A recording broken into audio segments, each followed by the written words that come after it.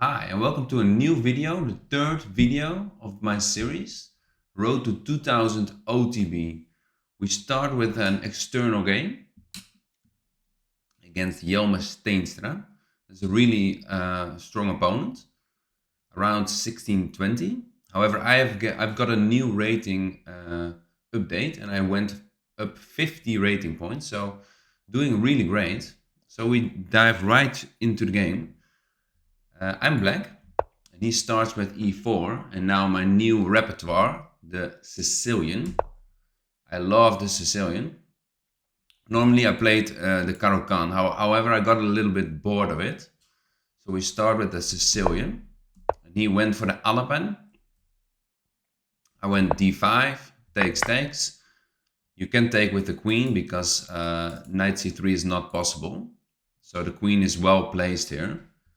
d4, main line, knight f6, knight f3, and e6. So it's bishop e7, castle, and hopefully having a really nice position. He went for knight a3, which is really popular nowadays.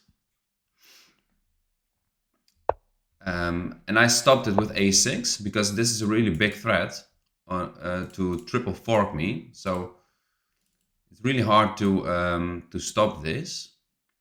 However, the engine prefers knight to c6, and it's a lot of calculation if that's possible. So I went with a6, the easy way. Now it's not possible anymore. Knight c4. So he went for a different fork. This fork, so it's really annoying with this horse right away in the game. So I played knight bd7, so developing and stopping it at the same time. Bishop e3, and now I can play b5, kicking away the strong knight and the annoying fork.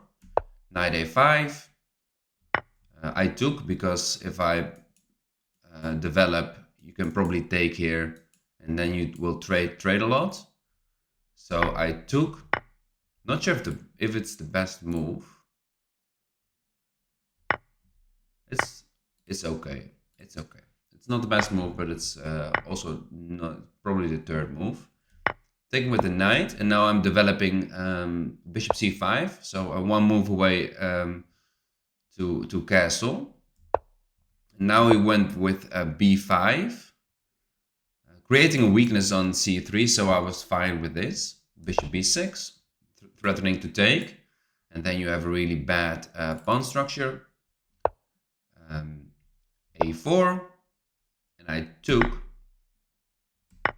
and he surprised me a little bit because normally you just take here. However, he sacrificed his knight, and I was like, okay, let's go. Fine by me. So I played bishop b6 to save this the bishop. He played c4, and now I want to put pressure on the king, obviously. And if you play the move the bishop, I can take the g pawn. So there's it's really hard to develop this piece. And if you play g3, you lose the rook. So it's not really great. c5, attacking my bishop. And now the engine prefers to go back with the bishop, and just if you play c6, you have knight. If you push this or take this, you have 3 pawns against all my pieces, and probably I can defend this. However, it's not really pretty, so I need to defend the whole game, and if I defend really well, I'm completely winning. I have a piece extra. However, I did not really like this. So I went for knight takes c5. And the engine does not like it because the engine can calculate really deep and save the pieces and win the game. However, I'm a human, so I took. However, I did it with a little bit of a trick, because if I take, I have this check, and this check is really dangerous. Really dangerous. So you need to do something about it. He told me after the game that he was planning to play this move. However, my pieces are really active, and now I can just castle or bishop b7, even push this pawn probably. This is still pinned, so I'm here completely winning. The engine prefers knight c6. Does the same job, preventing this check. However, now it's quite equal. So it's really really hard to find move, because if you take, sometimes this is hanging. So maybe I can threaten this. Well, you can probably take, but I still take the G2 pawn, and then you need to play rook f1. Not that great. So he blundered. He played a little bit fast as well. Now I have this check. And it's a really devastating check, because this is pinned. Giving up your queen is not great.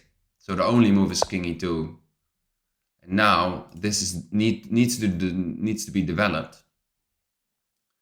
And I can just develop right away with the check. And now it's forced. So I win the exchange and win the pawn.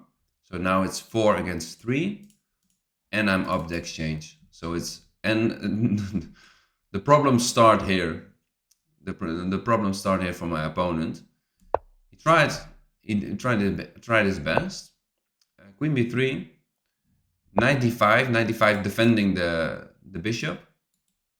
And preparing maybe another check. This is made. So a lot of threats.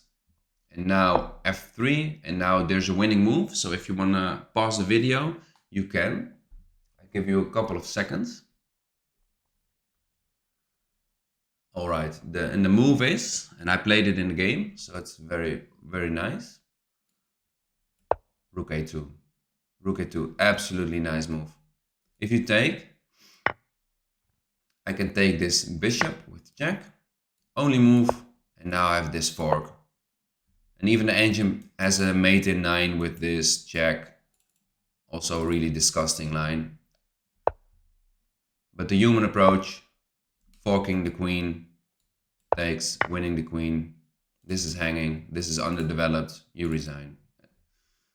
And he resigned here. So that's really nice. However, you do not have to take. However, if you take with this, you have rook takes. And now check and defending. You need to take, and now easy peasy. So absolutely disgusting game, because he was better in the opening. So I was kind of struggling with the knight a3 move. It's theory, so I'm gonna learn this Alapin variation. It's not bad. Well, the a6 response is also not bad. It's basically also in Jebova, you can also play a6. If people play knight c3. But however, I got b5 in, and now I'm also fine. However, it was a little bit of a struggle, because I cannot develop my bishop here. So if he played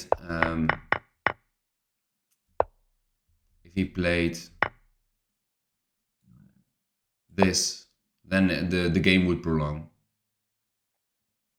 However, it's still, I have a lot of activity. So that's really nice. So a 1620 opponent, so gaining a lot of rating points again. So I'm almost crossing the 1700. So on to the next. Bye.